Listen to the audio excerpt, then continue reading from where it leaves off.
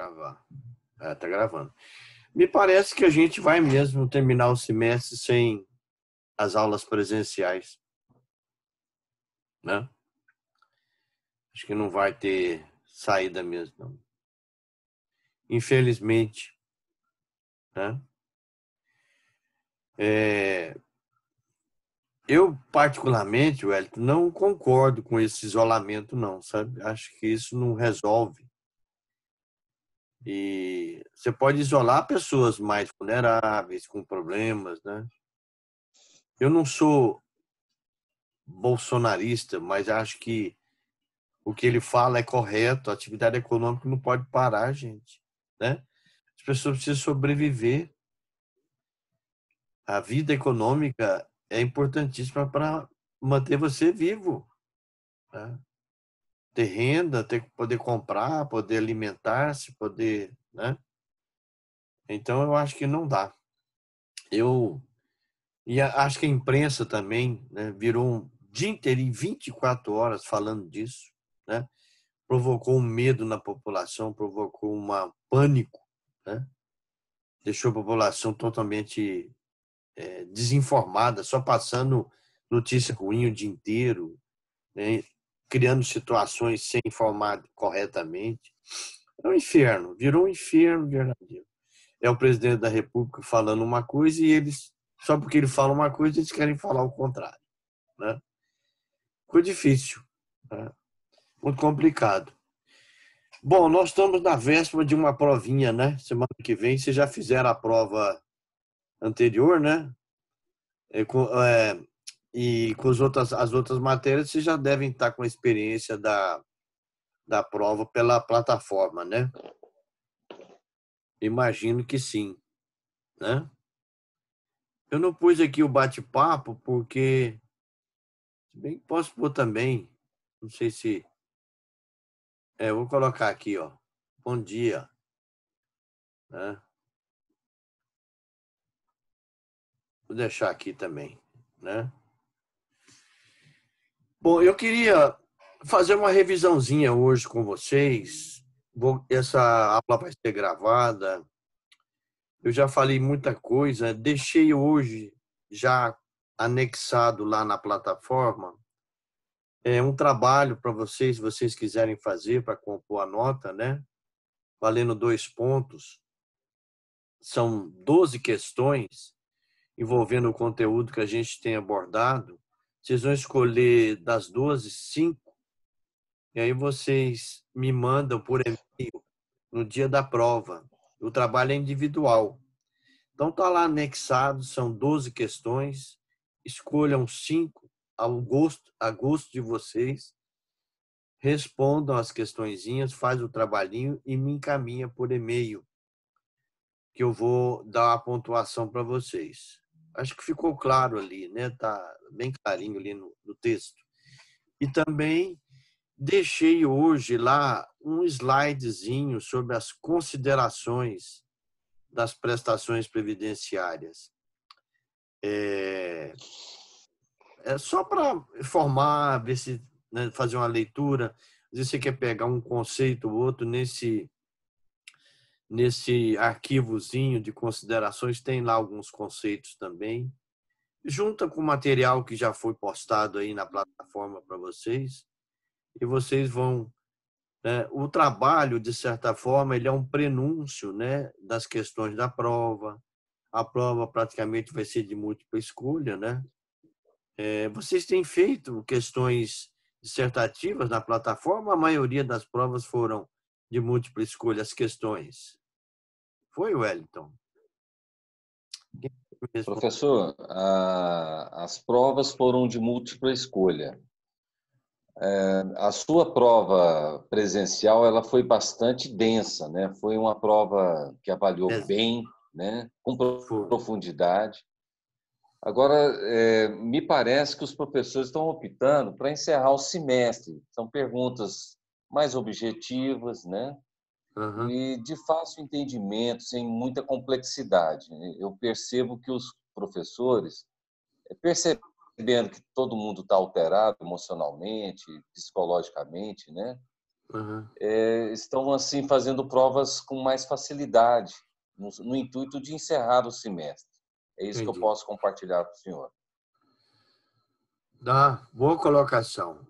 Aliás, o que você me acabou de falar agora foi uma conversa que eu tive particular com o professor Adriano, quando eu comentei também com ele sobre isso. Ele disse que também não quis fazer questões dissertativas, só mesmo questões de múltipla escolha, né?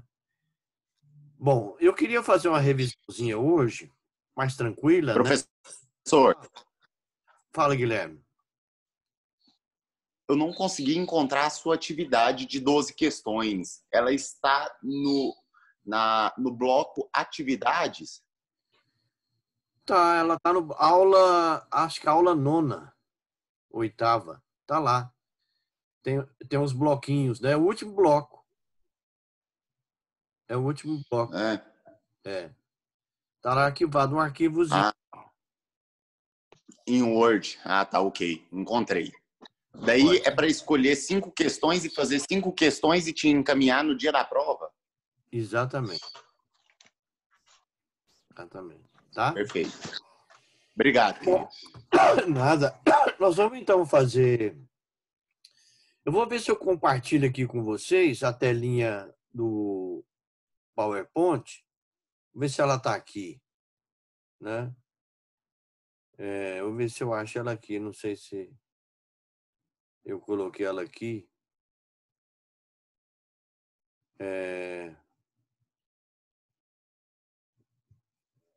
Avançar, arquivos. Vamos ver aqui.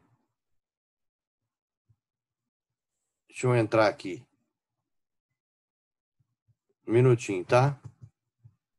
Slide sobre prestações.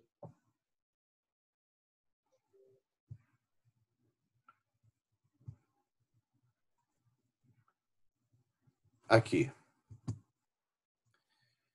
Vocês estão vendo aí os slidezinhos?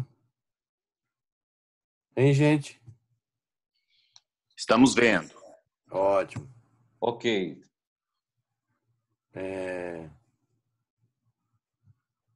Só um pouquinho. Deixa eu só apresentação de slide. Slide atual. Vamos ver se sai. Aí. Tá dando para ver? Tá, pessoal? Ok. Sim, professor. Tá ok. Ótimo. Então a gente tá... Eu falei sobre esses benefícios aqui, né? E fiz um comentário grande em outras aulas. Fiz considerações, né, sobre esse slide. Falei da aposentadoria por invalidez, né, que agora, com a reforma, ela tem um nome, puseram o nome de aposentadoria incapacidade permanente, né? Falei que é um benefício concedido quando o segurado perde completamente a capacidade laborativa, né? Disse que ele é um benefício emblemático, né? Geralmente o auxílio-doença precede esse benefício, né? Ninguém aposenta direto, pode acontecer, mas aposentar diretamente na aposentadoria por invalidez geralmente concede o auxílio-doença e depois a aposentadoria por invalidez, né? Bom, eu disse também que ele é um benefício que impede o segurado de voltar a trabalhar. Enquanto a Previdência não declara que ele está apto a retornar, né, ele não pode, por iniciativa própria, retornar ao trabalho. O que mais que eu disse para vocês? Estou compartilhando aqui. Professor, Fala. deixa eu te perguntar uma coisa. Tem como você voltar no slide anterior, por favor? Aqui? Isso. Pois tá falando nesse slide que é concedido somente por perícia médica pelo INSS. Então, um laudo médico de outro hospital, de outro lugar, não funciona? Não, não funciona. Você tem que entrar com esse processo no INSS, é um processo administrativo, né, que você vai chegar a falar tudo o que está acontecendo. E depois disso, você vai pedir um laudo médico para o INSS mesmo. Exatamente. Exatamente. Ah, ok. Tá Entendi. bom? Muito obrigado. E ele pode ser acrescido de 25%, tá aí, ó, no slidezinho, se necessitar de um acompanhamento. Se o segurado precisar de um acompanhamento, ele pode ser acrescido de 25%, tá? Então, o que mais que eu queria falar? Ele suspende o contrato de trabalho para quem é empregado, né? Ele é concedido para qualquer segurado. O valor dele já está de acordo com a regra de cálculo do benefício pela emenda constitucional número 103, né? Tá aí, ó, tá? Né? Ele é 100%. Ele, aliás, tem dois critérios aqui importantes que não existia antes no critério antigo. Agora, ele é 60%, né, da média, acrescido de 2% se a pessoa tiver mais de 20 anos de contribuição. E se a origem do benefício for de natureza acidentária, né, se o fato gerador da aposentadoria por invalidez for acidentário, aí é 100%. Tá? É 100%. Entendeu? Então, tem uma diferença aí de cálculo. Se eu me afastar, então, existem dois tipos de aposentadoria. Aposentadoria por invalidez, cuja origem é um acidente comum, que não tem vínculo com a parte acidentária. E se for de origem acidentária, o benefício é 100% da média. A reforma trouxe essa alteração legislativa aí. Tá? Tá certo, gente? Entenderam aí? Estou compartilhando com vocês. Deu para entender? Hein, pessoal? Deu. Hein? Sim, professor. Sim. Deu, né? Vocês conseguem ver o slidezinho? Direitinho? Ok. Ok? Tá. Posso prosseguir? Posso, Guilherme? É você, Guilherme? Guilherme está aí? Tá bom. Sim, professor, eu estou aqui, pode seguir. Eu estou entendendo. Obrigado, tá, querido? Tá. Então, vamos prosseguir aqui. Eu já falei do valor. E um dado curioso que eu mencionei, existe uma divergência do Supremo Tribunal Federal e do Tribunal Superior do Trabalho quanto à questão do afastamento, do tempo de gozo desse benefício. O Supremo diz que a aposentadoria por invalidez por mais de 5 anos, ela torna-se definitiva. O TST não. O TST diz que não importa o tempo que o segurado ficar empregado, por exemplo, ficar afastado. Se ele recuperar depois de 5, 6 anos, ele volta ao trabalho.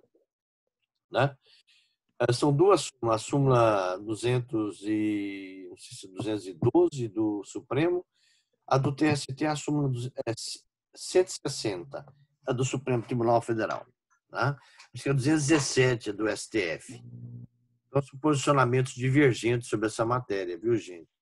Isso dá muita dor de cabeça ao pessoal de recursos humanos, né? Que mexe com recursos humanos. Bom, uma outra aposentadoria que eu falei é a por idade, né? Não tem muita dificuldade para entendê-la, né? Hoje ela sofreu uma modificação com a reforma, né? Ela é 20, ou melhor dizendo, mudou, né, a idade só da mulher. Porque o homem continua 65 anos e a mulher passou de 60 para 62. Né? A emenda 103 fez essa modificação. E alterou também aí, ó, vocês estão vendo no slide, a regra de acesso à idade de 62, né? Para mulher, 65 para o homem, o tempo que antes era uniforme, de 15 anos, de carência, né? Tanto para mulher quanto para o homem. Agora não, 15 anos é exigência para a mulher e 20 anos é exigência para o homem. Tá? Então, a aposentadoria por idade sofreu essa modificação, né? E ficou também uma regrinha transitória criada pelo artigo 18 da emenda constitucional, tá? Esse é um detalhe importante que está aí que vocês podem observar, tá? Essa regrinha transitória é para quem a data da emenda tinha completado. Por exemplo, a mulher não completou 30 anos, estava com 59, né? O homem não tinha completado 65, estava com 64. Tá boa, Renata? Tudo bem? Oi, professor. Tudo bem? Te peguei no pulo aí, hein? Pegou. Estou em casa. Tá bom. Bom, então vamos prosseguir aqui.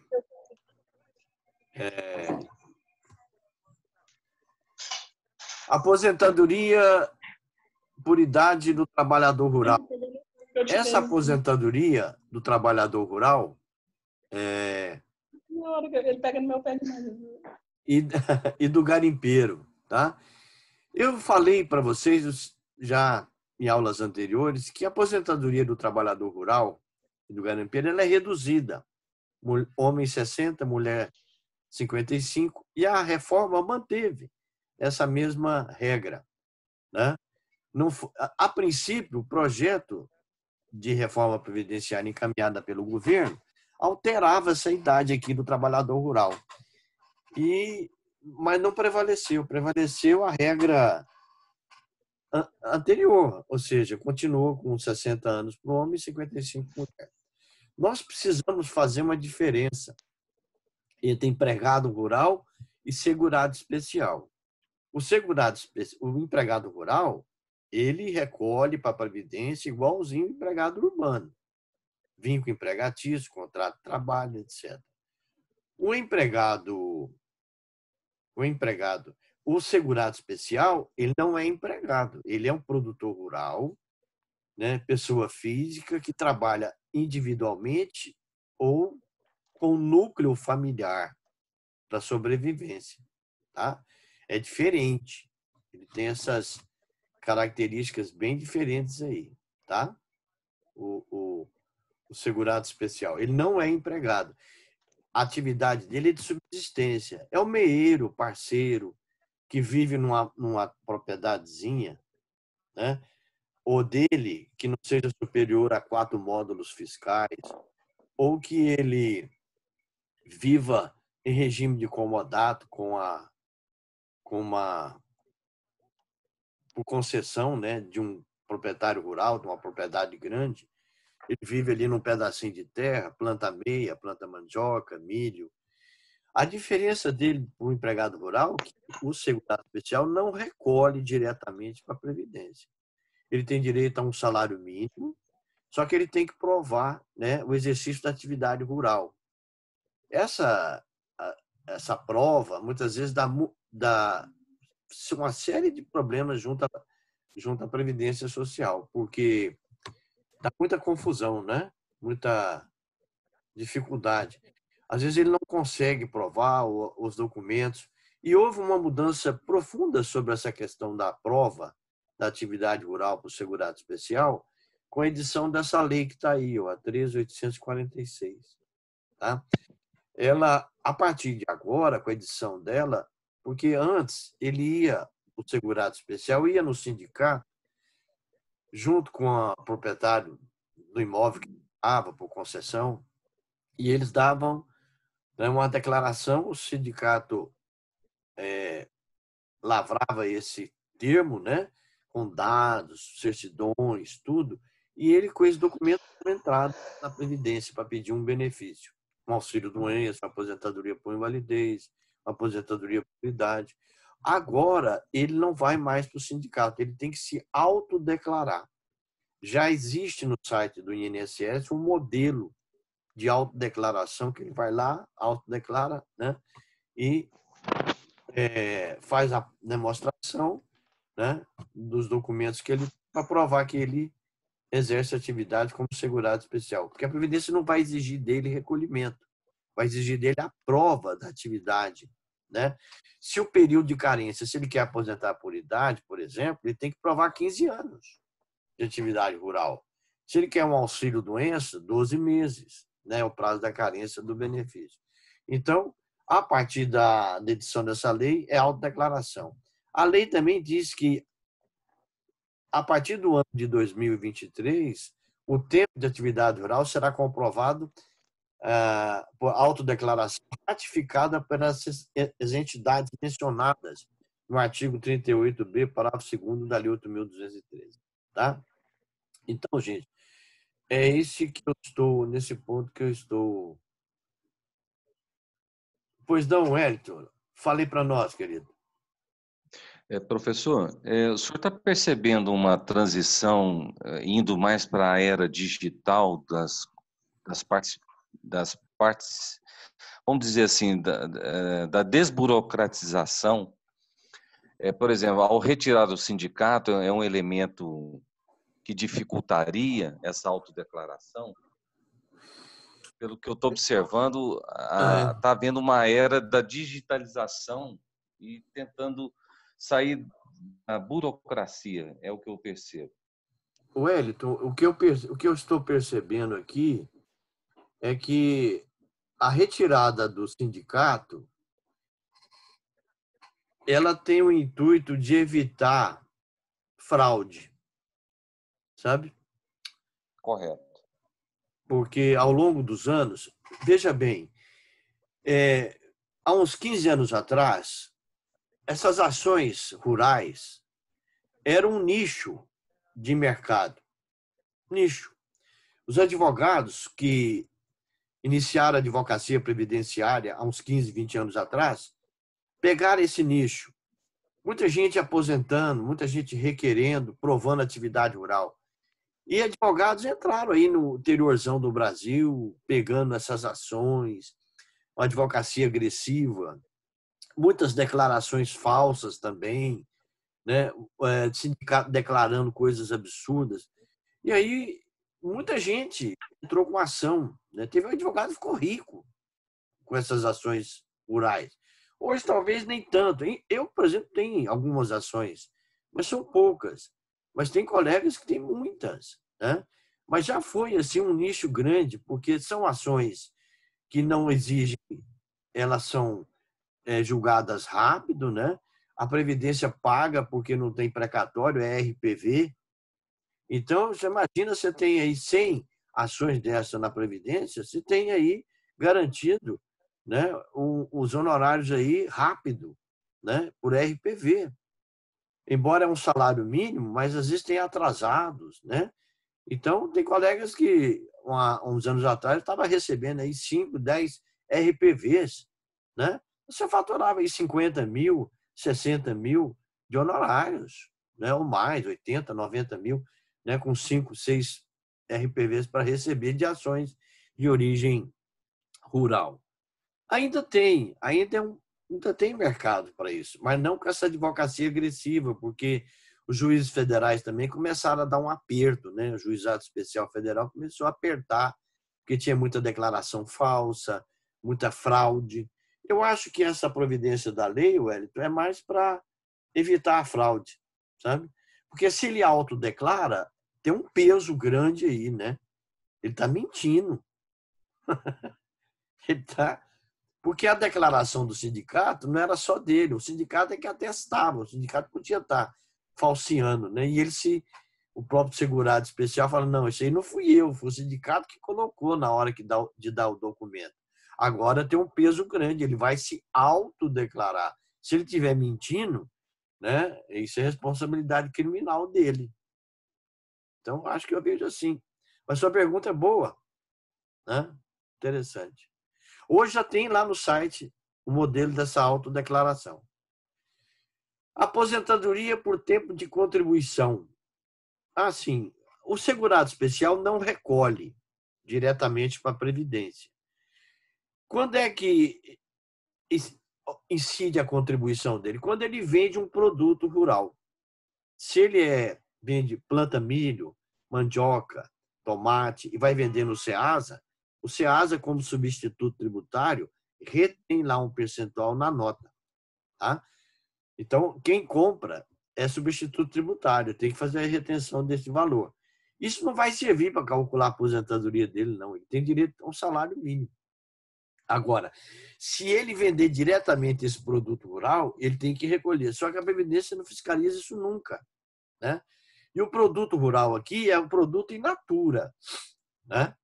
Teve uma decisão do Supremo, há uns anos atrás, declarando que essa contribuição do segurado especial era inconstitucional. E aí gerou uma série de ações. Isso foi em recurso extraordinário, controle difuso, não foi controle concentrado. Muita gente entrou para não recolher na hora de vender o produto rural. Advogados entraram, né? Pegaram isso. E depois o Supremo mudou de posição, entendeu que era constitucional a contribuição. Tá?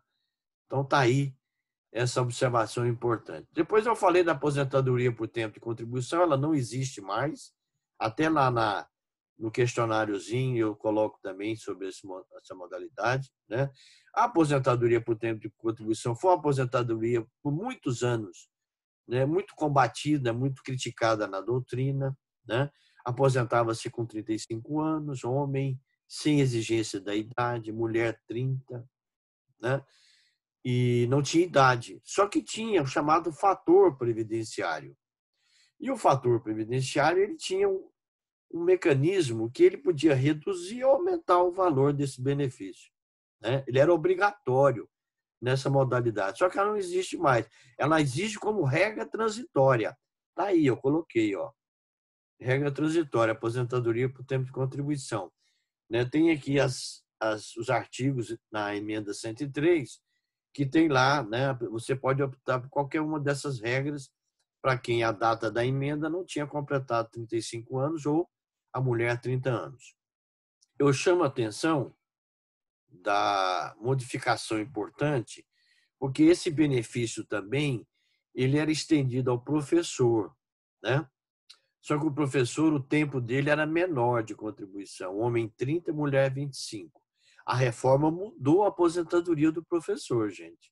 Aqui no slide embaixo, ó, os professores passaram a aposentar homem aos 60 e a mulher com 57.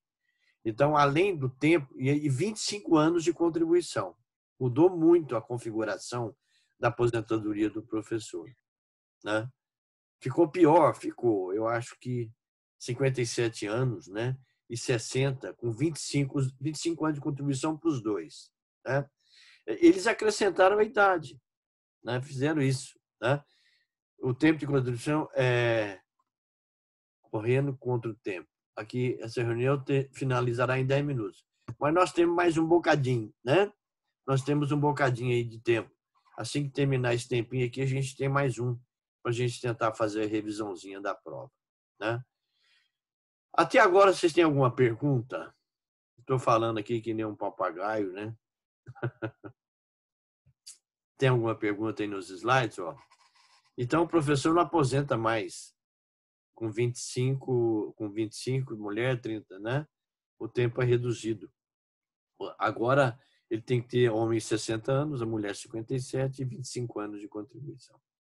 Tá? Não existe mais aposentadoria por tempo de contribuição, gente. Ela foi extinta.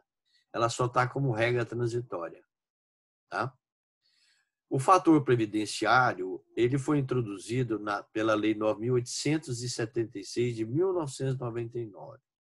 É um mecanismo de cálculo, né, criado para evitar, inibir um pouco a aposentadoria por tempo de contribuição. Eu aposentei por essa modalidade em 2014. Né? Certo? Posso pular aqui? Vocês não têm nenhuma perguntinha para fazer? Beleza ou não? Hein, gente? Vamos lá? Posso, Hélio? Posso, Renata? Posso, Guilherme? Pode sim, professor. Pode continuar. Tá. Auxílio-doença. Auxílio-doença. Gente, esse benefício é para incapacidade temporária, né? Esse benefício é emblemático, é muito concedido pela Previdência. Mudou com a reforma? Não, assim, a única mudança que teve foi o cálculo, né? A base de cálculo dele, porque a regra continua. E o nome, né? Passou a ser chamado benefício por incapacidade temporária. Mas o critério de concessão do gerador, né, para habilitar o benefício é o mesmo, né? Eu chamo a atenção aqui num dado muito curioso, né? Olha só, é um benefício não programado decorrente da incapacidade temporária para o seu trabalho habitual.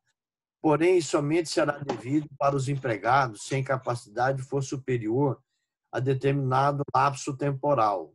Esse lapso temporal é de 15 dias, mas ele só é para o segurado empregado, né, urbano ou rural. Porque para os demais, empregado doméstico, profissional liberal, não tem esse prazo de 15 dias, não. Que prazo é esse? Esses 15 dias é da licença. Tá? A licença médica que o segurado fica, né? Ele fica 15 dias de licença médica e quem paga é a empresa, no caso do empregado. Se a doença persistir, é que ele é encaminhado para o INSS para tentar obter o auxílio-doença, né? Agora, o profissional liberal, a empregada doméstica, por exemplo, o Hélio tem uma empregada doméstica, ela chega para o Hélio e fala, o Hélio, chega na segunda-feira, ela aparece lá. Fala, ué, estou doente, estou com dengue, tenho um atestado aqui de 12 dias, né?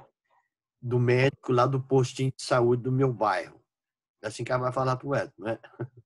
Aí o Hélio, bom, o que você quer que eu faça? Bom, eu queria saber do senhor se o senhor vai me pagar esses 12 dias, porque eu vou ficar de licença, né? Aí o Edson vai falar, não, você é registrada, tem carteira assinada, você vai na Previdência e já dá entrada no seu auxílio-doença. Porque esses 15 dias aqui é só para empregado urbano rural, o doméstico não, tá? Então você já pode ir lá na agência e pedir o auxílio-doença. Certo, gente? Entenderam? Isso aqui é importante. Ok. Uma outra questão muito curiosa que envolve esse benefício é o chamado limbo previdenciário. O que é limbo? É quando você está, né, você tem duas situações, você não sabe o que você faz, né? É muito comum o médico de uma empresa grande, médico, né, do trabalho, atestar que o empregado, passado 15 dias, ele não tem como recuperar, ele precisa de continuar em tratamento, encaminhá-lo para o INSS. Aí a perícia do INSS fala, não, ele está bom. Você não tem nada, não, ué. O médico do trabalho lá equivocou. Aí ele volta para a empresa e fala, olha, eles disseram lá que eu estou bem, vão conceder o meu auxílio-doença. E aí, gente? Qual que vale? Qual que vale?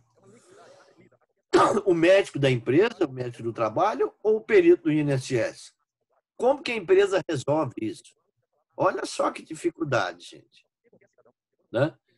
A solução, muitas vezes encontrada, é readaptar esse empregado a uma função, né, diferente. Por outro lado, o Tribunal Superior do Trabalho entende que pode fazer a readaptação, mas ele não pode ter redução de salário. Olha só que, né, que dificuldade. Às vezes, então, vale aí a palavra do perito, que tem força, né? Ele é o órgão, ele tem o munus público, ele é como é que fala? Ele tem fé pública, né? Por ser um médico perito de uma autarquia federal. Então tá aí, o cálculo dele foi alterado, né? O cálculo é igualzinho que está na aposentadoria por invalidez, a média 60%, se tiver mais de 20 anos de contribuição, acresce 2% a cada ano. Não é mais 80%, né? Como se fazia o cálculo anteriormente, tá? Tá aí, ó.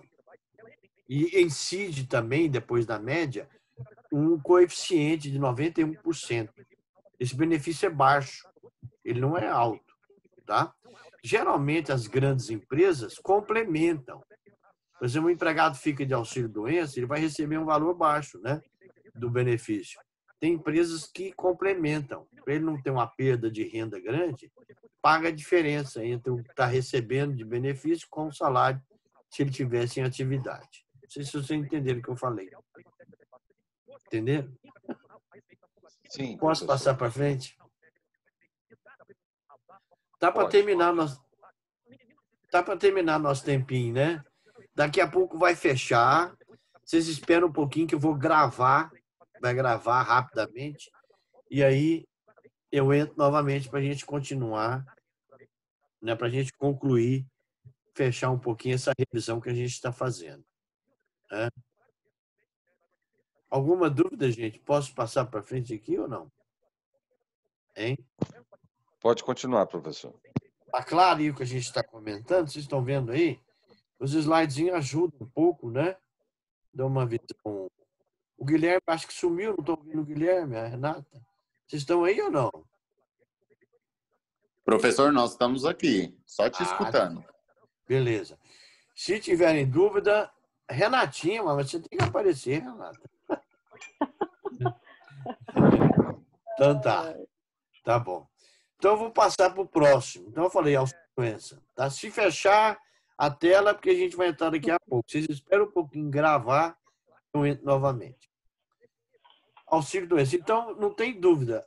Eu falei assim, esse benefício pode ter também duas origens. Origem comum e origem acidentária.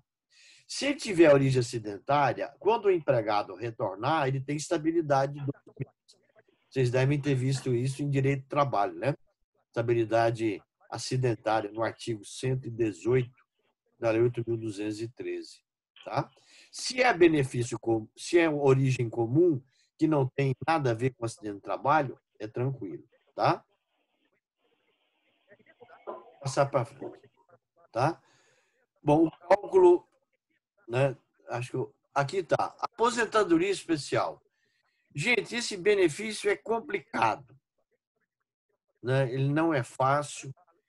Ele já foi palco de muitas discussões. Ele tem um histórico, né, de dificuldade enorme no âmbito previdenciário, porque aqui está dizendo aposentadoria especial, uma espécie de aposentadoria por tempo de contribuição, com redução do tempo necessário à inativação, em razão do exercício de atividades consideradas prejudiciais à integridade física do empregado. Ele é concedido para um empregado que trabalha em área de risco, né? Então, aqui está, o artigo 201 ampliou o direito à aposentadoria, né, para os segurados com deficiência. Também tem direito